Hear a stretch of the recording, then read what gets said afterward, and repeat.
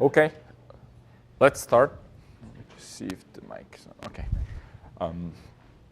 So I won't have office hours today, but if people want to see me before Friday, we can do maybe something tomorrow. So just send me an email, and we can set up a time. I wanted to kind of give you people who are in class heads up, but we'll post it definitely on Piazza with detailed instructions. Together with kind of the write-up and the slides, which were the requirements, we'll also want to have your SPICE deck, meaning the op-amp netlist, so that we can run the scripts and check.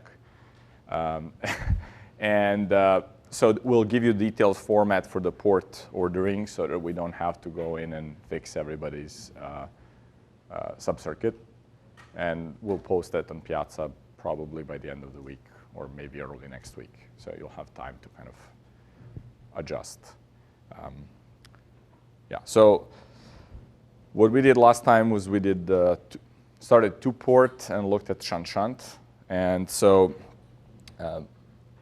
one example I wanted to do, which is kind of what we've been doing in return ratio analysis, do one example with the transistor. And so we'll do the VCC, RC, RF.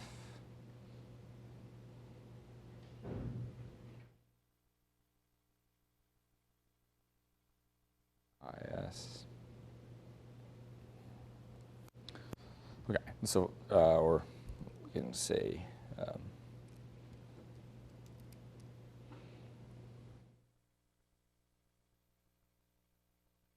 in the small signal model, we're going to have R pi, and then on this side, GMVI. The input will be this voltage over here. And then we have at the output R naught of the transistor, and then have RC. And then here we'll have the V out.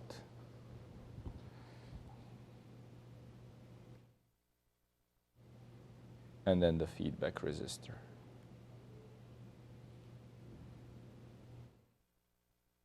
Okay. So the question is, how do we map this into the 2-port for the feedback and also the amplifier? So we'll say, okay, the feedback resistor, let's call that the feedback network.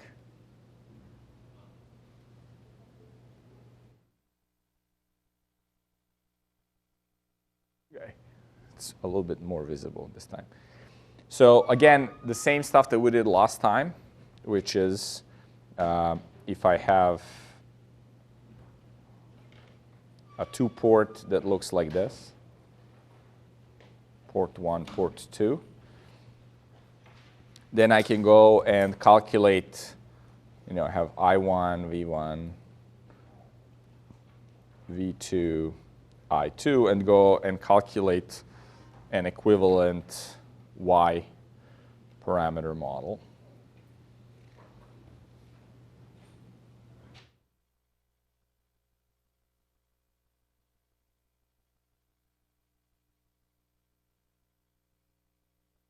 Where this was Y11, Y12, V2, Y21, V1, and then Y22, right? So I can go short one input, look at the other current, et cetera, and then we got the Y parameters, and I'll just redraw an equivalent. So in the feedback network, what we will have is RF would be our Y11. And then here, we're going to have current controlled source will be minus, or voltage controlled current source minus RF times V out. And then on this side, we'll have the same value. minus 1 over RF times V in.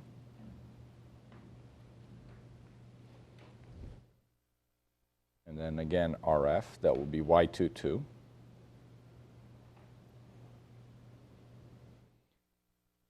So this is my feedback. And then the main amplifier path would be just RP. And then on the other side,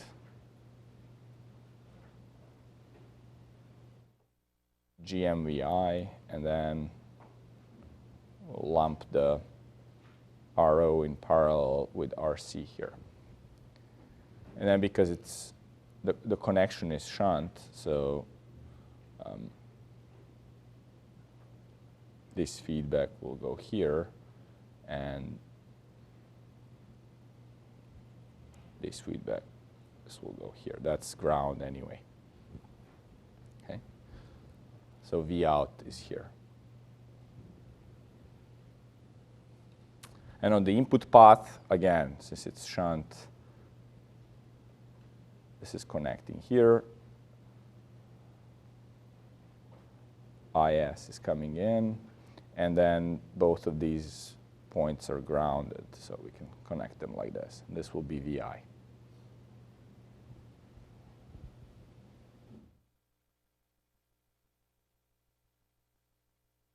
So again, this is the feedback.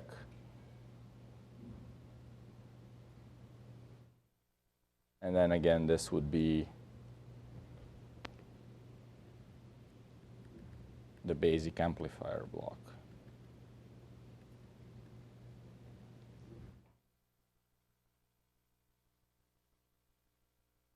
Now, if we want sort of the ideal representation of how the network loads the basic amplifier, then this RF would actually, we can cross it out from here and add it to here. It doesn't change anything in terms of the circuit topology or calculations, because it is, even if it's here, it's kind of in parallel with R pi. And then we can also move this piece, this RF, over here in parallel with RORC. And then in most cases, we can go and kind of neglect this component over here, in which case we would be sensing the VO with an open circuit, which is what the ideal sensing mechanism is in the shunt output feedback. And then we'll be only producing the source, the current, the feedback current, to process with the input current IS. Okay. This is just to show you sort of how the mapping works out. What you would do in reality, you wouldn't go through this elaborate kind of mapping if you're practiced. What you would normally do is you would say, well, I have IS.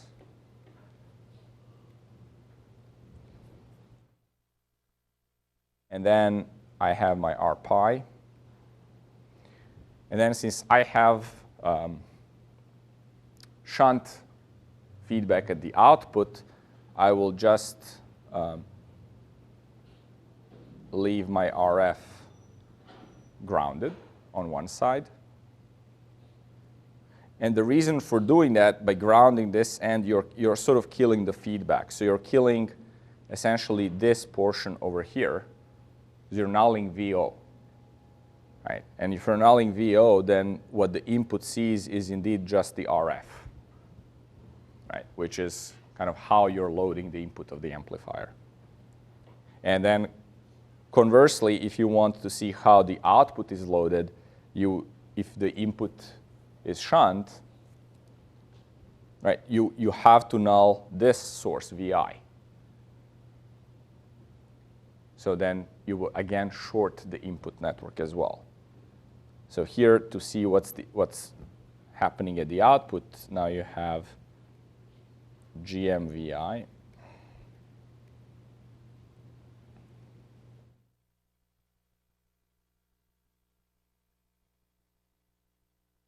and then you have here RO in parallel with RC, and then you have RF,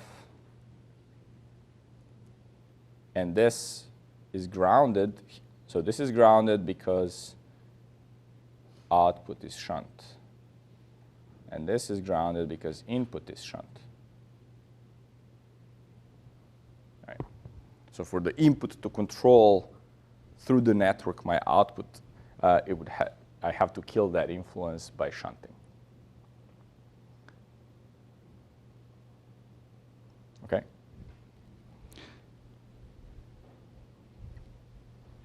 So from this, you can go and calculate sort of what A is. Again, this assumes that we've nulled this output over here, is -1 over RF VI. In cases where that influence is pretty significant, we can keep that, but then we need to map it out into this topology and really go and do the calculation. So I'll just do it here, and then we'll figure out how to approximate that.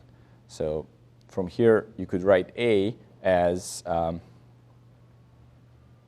again, just same way we derived for two-port, because it's now mapped to that property, as the forward influence of the amplifier plus the forward influence of the feedback, which is this piece over here, and then divided by YO.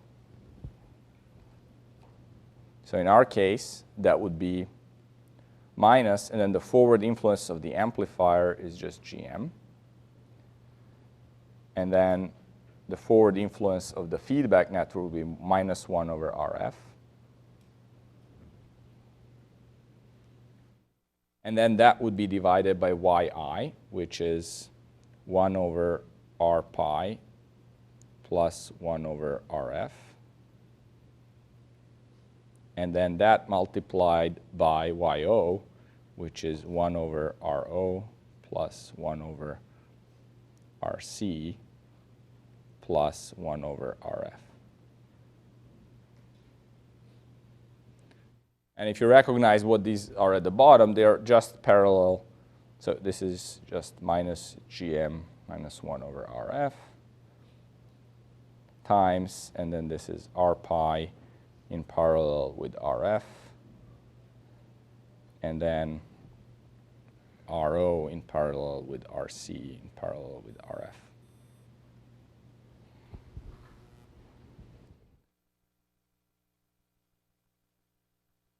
F is what? Can anybody read what F is?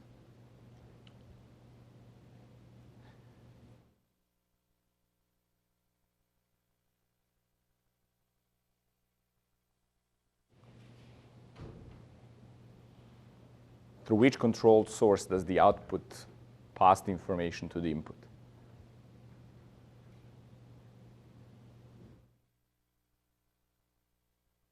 To go somehow from here to here.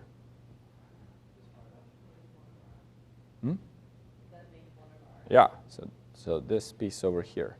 That's our Y12F.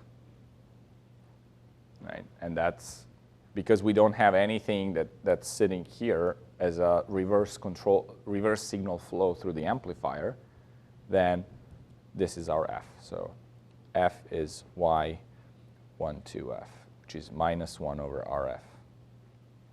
And indeed, in this type of amplifier, if the gain of the amplifier, if GM was very big, then 1 over F, which is minus RF, would be your gain. Right? This is transimpedance amplifier. So all the current would just flow this way and not through R pi. Right? And then you would essentially get just minus RF to be times the input current to be your output voltage. Right?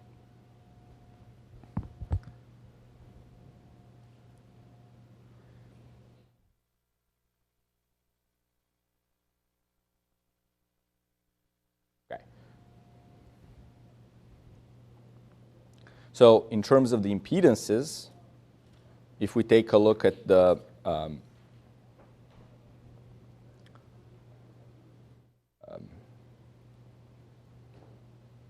we can do it in terms of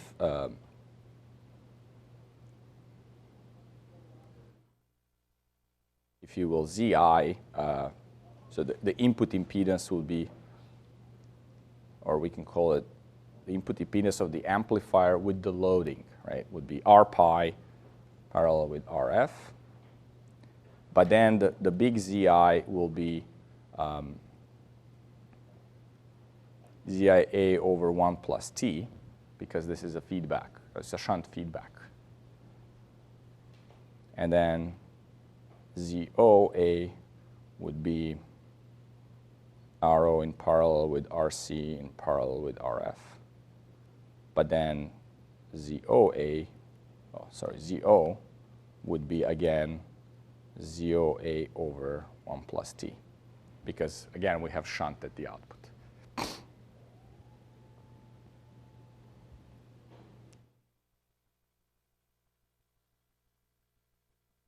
Notice that just from this circuit over here, we can calculate A as direct gain. So A is VO over IS. And here, in this circuit, we've killed feedback. So no feedback.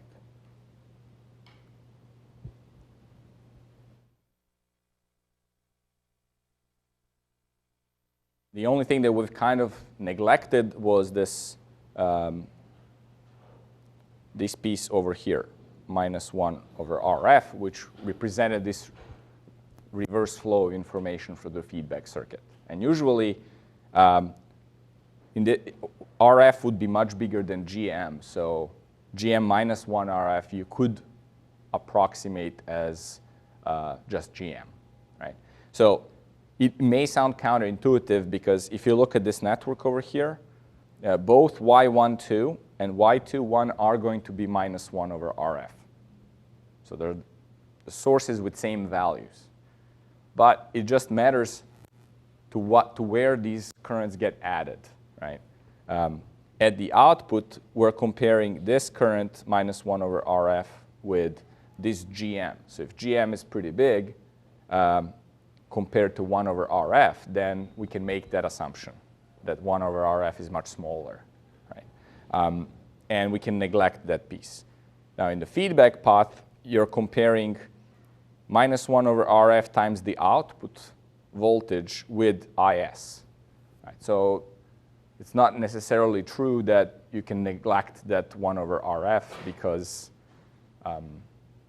that's a very small number. That's just by how much you're dividing the input voltage, or turning it into current, feedback current. So it's completely okay sometimes to leave it here but neglect it from here, even though it's the same value. That's my point. Okay. We can do like a few more examples, and what I'll try to do is by the end, when we wrap up the 2-port, do a little bit of a side-by-side of return ratio versus this, so you can see where some of the differences sit. But I don't want to spend too much time. You can also kind of try to do it yourself, because these examples we already did for return ratio. So you just need to pack it up so that, of course, the closed loop here would be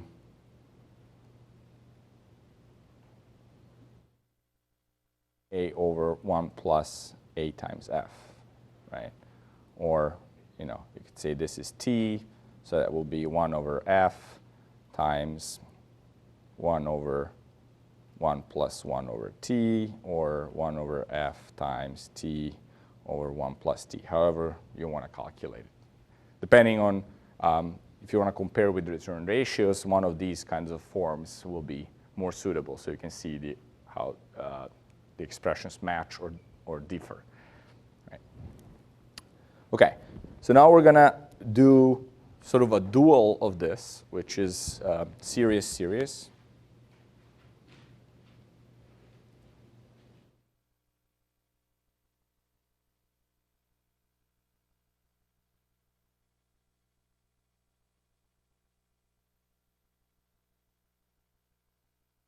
Okay. And so let's say this is dual. to shunt.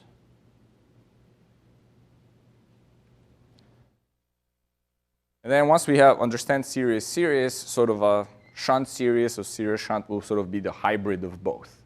And so we'll use, in this one, we'll use the impedances, not admittances. But in the other one, we'll use the hybrid parameters, like H parameters and things like that. And we'll see if we can get to those. Otherwise, you can sort of look in the book. But let's just go through this, because it's kind of an illustrative example. So in this case, we have the voltage source and the impedance. And then that goes into the amplifier, which has the, well, let's call it, in terms of two-port, we'll do it as Z11A. And then the amplifier, let's say, we'll put it here, has a controlled source, which will be Z12A times I out.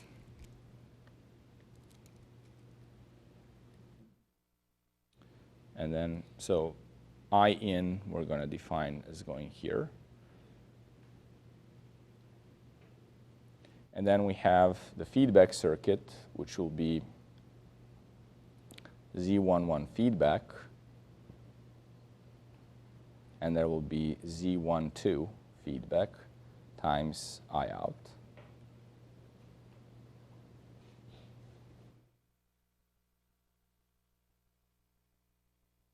Then on the other side, we're going to have Z22 amplifier, and then again a source.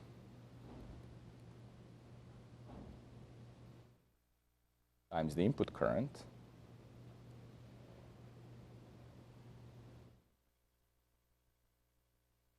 Z22 feedback, and then the feedback reverse path.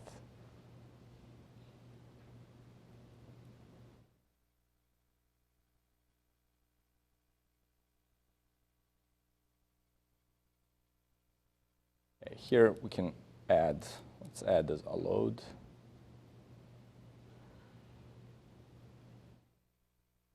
Although we'll see later that will get absorbed in.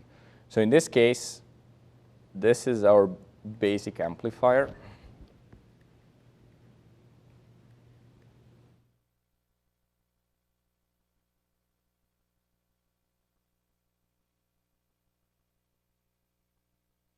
And at the bottom is the feedback network.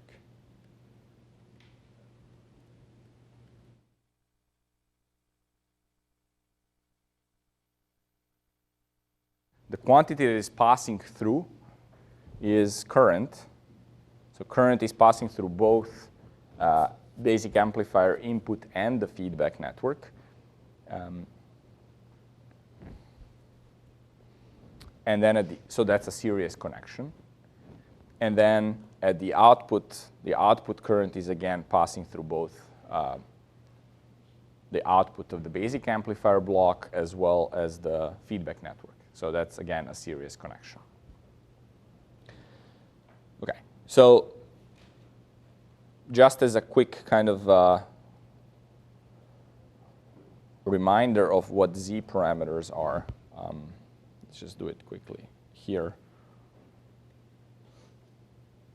If you have port 1 and port 2, you can essentially have V1, I1, V2, I2.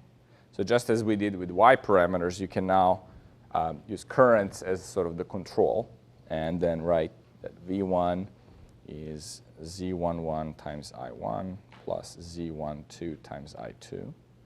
And then V2 will be Z21 I1 plus Z22 times I2. And then same thing is that Z11 will be V1 over I1 for I2 equals 0. Z12 will be V1 over I2 for I1 equals 0. Z21 V2 over I1 for I2 equals 0. And Z22 V2 over I2 for equals 0.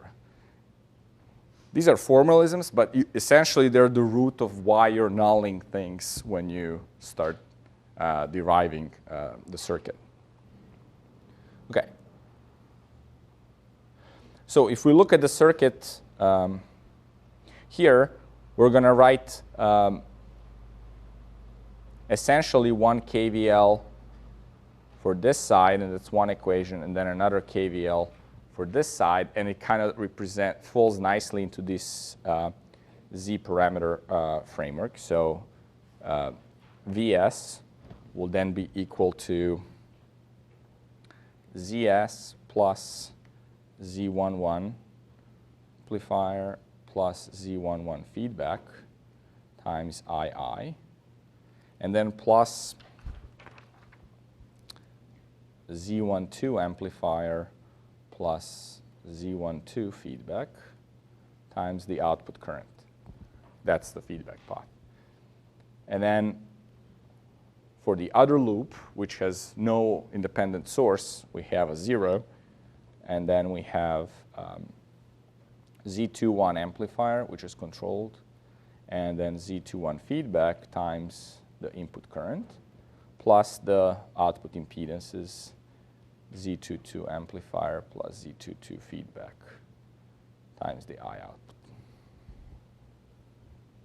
So now, similar to what we did with admittances, we can say this is Zi, which is the input impedance, with including the feedback loading. And then this piece over here will be the output impedance, including the feedback loading. And then from here, from this one, we can solve for II. So it will be minus Z0 over Z21A plus Z21F times IO. And then we can plug that into the first one and then get Vs over IO equals minus ZI-ZO, which is when you plug into the first one, over Z21A plus Z21F. And then plus Z12A plus Z12F.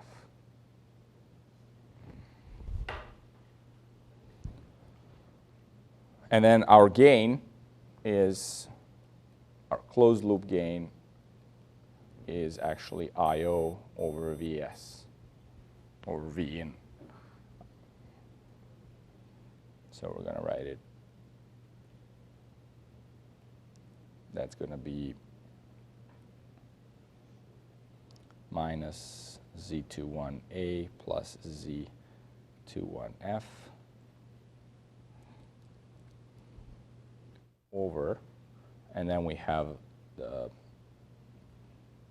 ZI-ZO. Well, we can do, let's do a minus.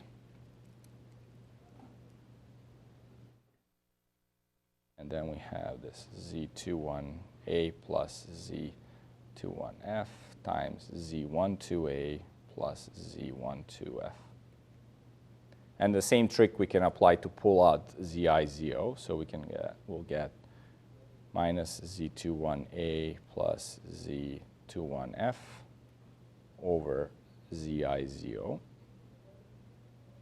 And over 1 plus the same factor. So minus Z21A plus Z21F.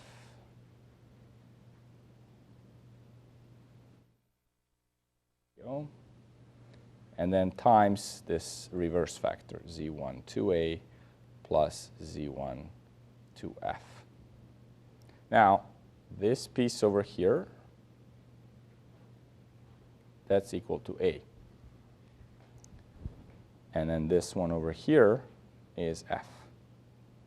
So again, we have A over 1 plus AF, which is our closed loop feedback gain.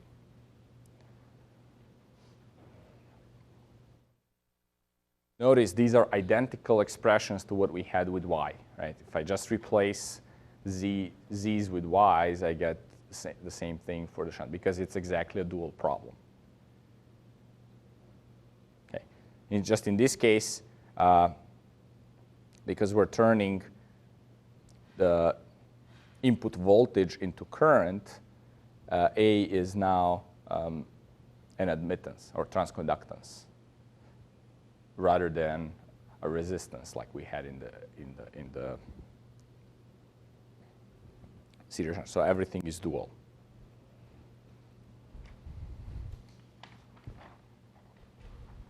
Okay. Now, looking at this, we can then go and do the same assumptions that we did earlier when we did the y parameters, and say that often you have that Z12A is much, much smaller than Z12F. This means that the reverse flow of signal through the amplifier is much smaller than through the feedback network. That's what you want. And then another one is that Z21F is much smaller than Z21A. That means that the reverse flow through the feedback network, again, is much smaller than the flow through the amplifier. Right? So that at the output, the amplifier produces a more important signal based on the input than the feedback network. Right? So these are all kind of unilateral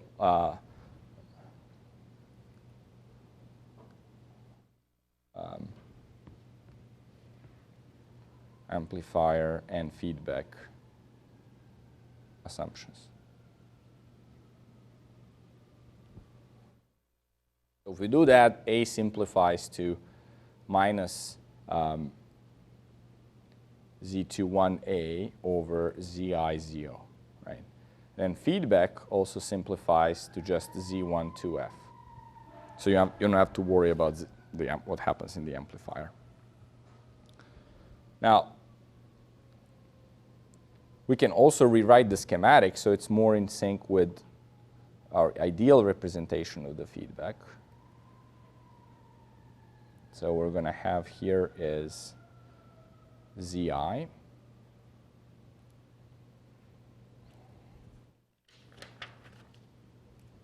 And then we have the controlled source, which is Z12F times VO, IO.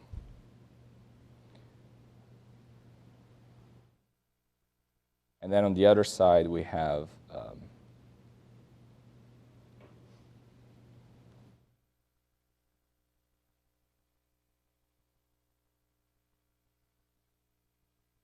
the input current will be II.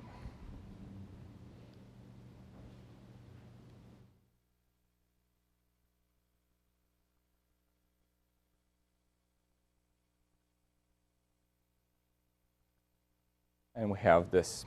So this will be now our new feedback that will really only have the effect of F, right, which is Z12F.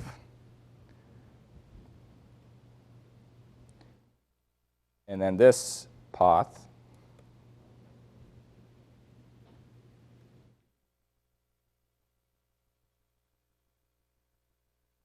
will be our new basic amplifier.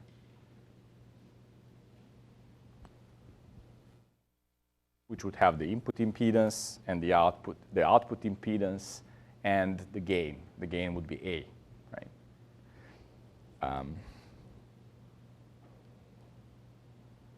And of course, this would be IO. Right?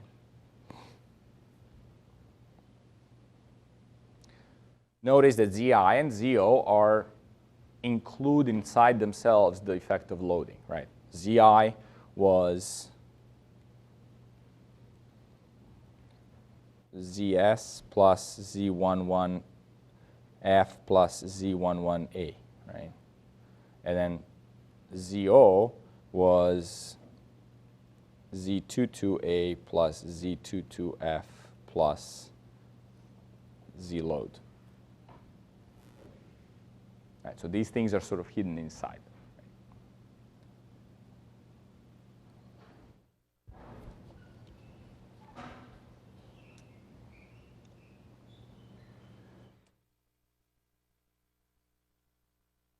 Okay, we can kind of go back and add some of the effects here. So if we had a significant flow through the amplifier, then this piece would be Z12A as well. And if we had significant flow through the feedback, we could add here Z21F as well. But these things are, again, the ones that we kind of neglect because of the assumptions made here.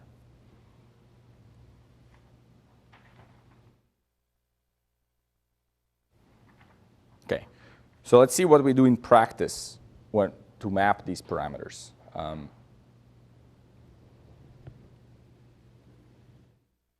And again, this is also dual to sort of what we did for the Y parameters. Right, so we isolate the feedback loop, and then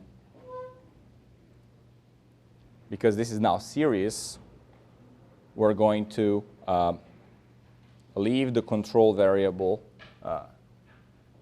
null the control variable, which is current, by you doing an open circuit at the output, and then look at what Z11 of F is. And you do that, so this is the feedback voltage, and this is the I feedback, so Z11F will be V feedback over I feedback, or this is essentially V test over I test, right? For IO equals 0. So essentially what you do is you open the output current circuit. So you cut the current, and then you look at what's the impedance into the feedback network, right? And that's your Z11F. And then you do the same thing on the other side.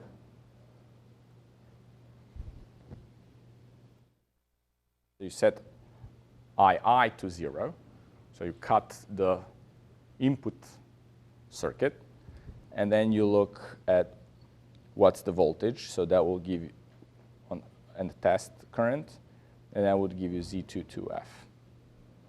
Right, so you would do that by attaching here V test, I test, or you could push because we're, yeah. Okay. Remember that this kills the, so if you look at what's in here visible, it's essentially Z22F in series with a controlled source, that is Z21F times I input, right? So by setting II to 0, you actually eliminate the source, and then really the only thing that you see here is Z22F. Right? And then, since we're kind of neglecting the Z21F, the only other thing in most cases that you need to do is determine the actual value of F, which is Z12 feedback. Okay? And for that, you apply a test current. Let's say this is IO. And then you're looking at the open circuit, what is the feedback voltage? And this feedback will be Z12F times IO. Right? If you remember what sits here is Z11F in series with Z12F times IO. Right? So if the circuit is open, then, and I measure the voltage here, then the voltage will just indeed be whatever the voltage is across the source, and that's Z12F IO. So by doing that and dividing, so Z12F is then the feedback over IO for II equals 0. Okay, so I keep the feedback circuit open at the input, and I just measure what's coming back when I drive it with IO. So, and then this will be equal to RF. So what you'll do is essentially do these 3 steps. Figure out Z11F and Z22F in order to be able to move them into your main amplifier, in order to be able to form ZI and ZO. And then you'll be able to figure out what is the A of the amplifier with loading. Okay? And then you'll determine F separately here, and then you have A and F. You can now do T, you can do closed loop gain.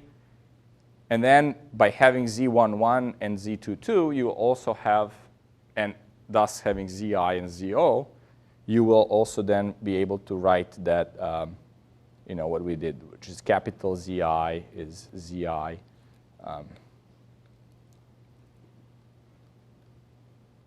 times 1 plus T, and then ZO would be ZO times 1 plus T, right? And that's because it's series.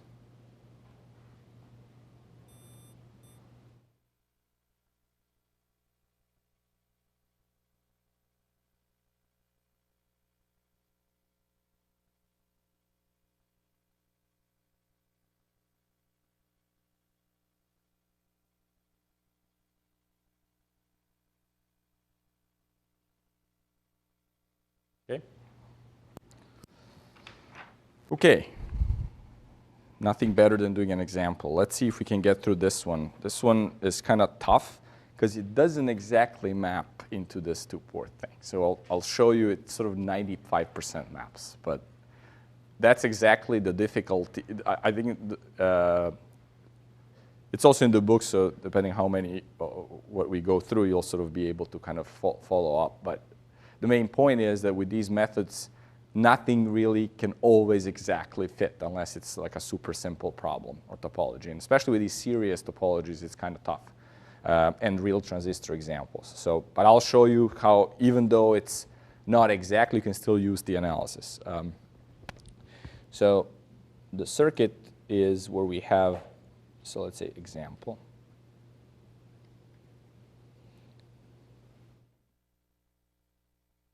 ZS, and then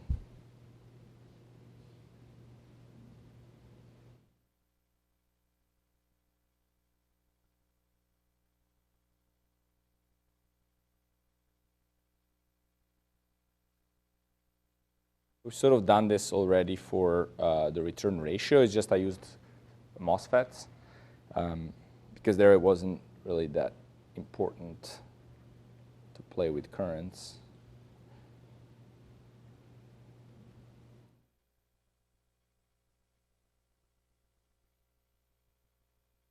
And now the feedback network is formed of RE1, RF,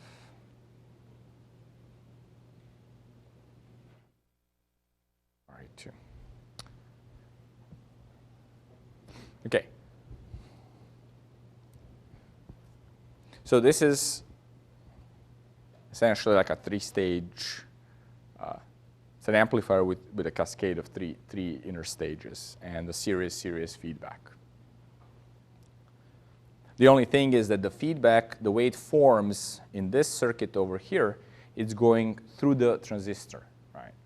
So this feedback voltage that develops here is not really directly in series with Vs. It's kind of, it is, but through the VBE of the transistor. So the impedance is, if you go around the loop, if it's the value RE1 here, that's not the same value as observed from this side, because we know that the FET does the multiplication, right? Whatever's in the emitter of the BJT gets amplified, seeing from the base, right? By kind of the larger current that flows through the emitter than from the base, right? So that's kind of the difficulty in this 2-port mapping that we're going to try to overcome by sort of understanding how the feedback actually happens. And on the output side, it's kind of a little bit easier. What we're feeding down is IO over alpha 3. So to the extent that alpha is close to 1, we're really feeding back just the IO the output current, and that's fine. So that kind of corresponds to the feedback model that we talked about. So we're going to say this is the feedback circuit. Block. And just so in practice, you know, the way this would work is that the way for you to sense most of I/O is that you would make RE2 small so that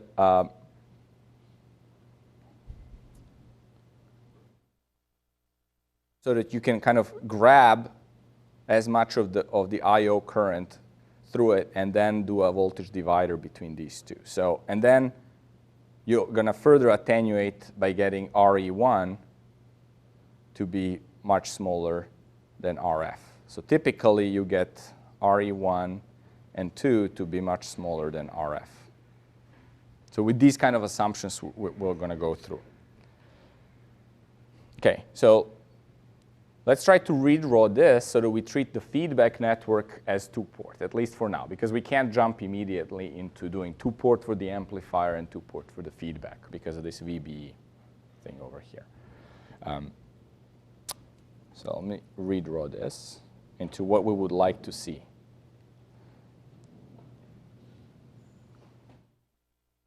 We'd like to see on this side that the feedback network is represented as Z11, Z12, F times.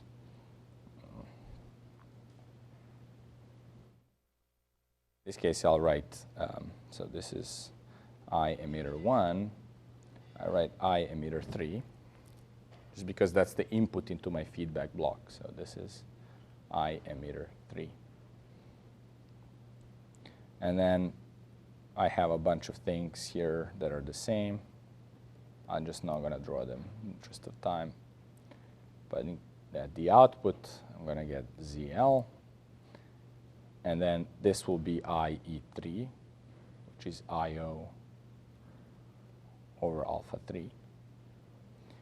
And that goes into Z22F, and then the reverse flow, Z21F times I emitter 1.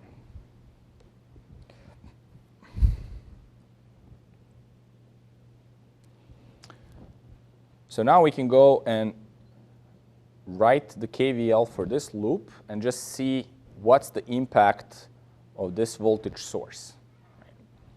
So I write Vs, and that's going to be equal to II, so this is II, times Zs. So that's kind of the same that we had in the two-port model, plus VBE. I'm drawing, this is a small signal, so just a small signal VBE.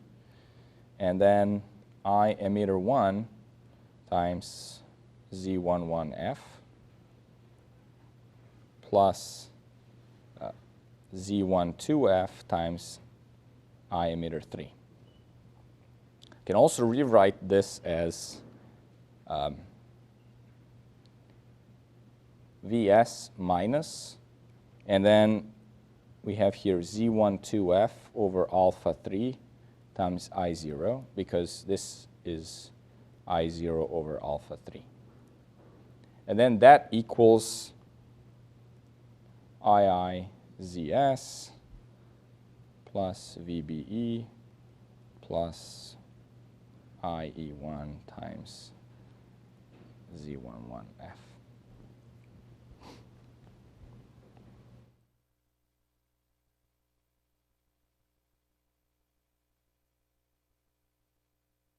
So you see here that my feedback, if I label this V feedback, is directly impacting my input. So the feedback operation, which was that I have an input voltage and the feedback voltage directly gets subtracted from it, is still correct. Right? So that's the basic premise of the feedback topology. So because of that, I can use my sort of two-port feedback model on the feedback network and assume that the amplifier is kind of also mapped into the two-port model. even though I still have sort of this VBE that I need to sort out. Okay, but this is enough to essentially give me a way to express all these parameters, right? So I can go and from the isolated feedback network now determine Z12F, Z11, and Z22 and map them back to the amplifier. So if we go and look at Z12F, and for that we're going to use a circuit that looks like this, RF, RE1, RE2, and then we'll feed I1 and I2. So we'll say Z12F will be V1 over I2 for I1 equals 0. Right? That was the definition of the reverse flow. So if I1 equals 0, so V1 is here, right? If I1 equals 0, then this is open, and I'm just looking at the current divider between this branch, and then the voltage drop on RE1. So that will be RE2 over RE1 plus RF plus RE2, and then just times RE1.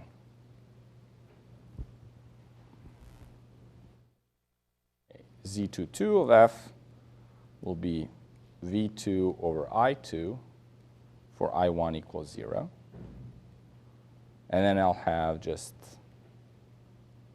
RE2 in parallel with RF plus RE. And then Z11F will be V1 over I1 for I2 equals 0. And that will be RE1 in parallel with RF plus RE2. Now notice that Z21F, which was V2 over I1 for I2 equals 0, is actually going to be the same as Z12F. Okay, it's going to be this. The current divider, and then times the resistor. So the value is the same as the feedback direction, but you're comparing it to the gain of the amplifier in the forward direction. So it may be still neglected. Right? The gain of the amplifier will be all these GMs together. GMs times RL1, GM times RL2, etc. So can still neglect in feed.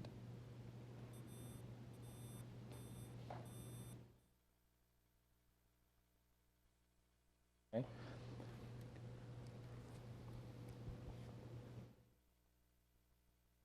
So with this, we essentially get a schematic that looks like this.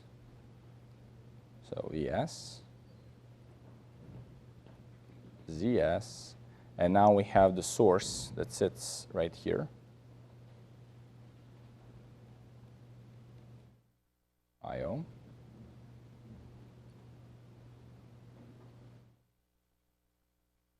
U1, and then we have the network we have the Z11F, which is the parallel connection of RE1, and then we had RF, and then RE2. Notice this port is open because it's a series feedback, right? So I'm excluding the input of the contribution from the output current, right? And then you have all of these other things, and then at the output, which is Q3, you have Z22F, which is RE2 in parallel with RE1, and RF. Again, this port is open because series at input. Right. So I'm cutting the input current pumping through the feedback path.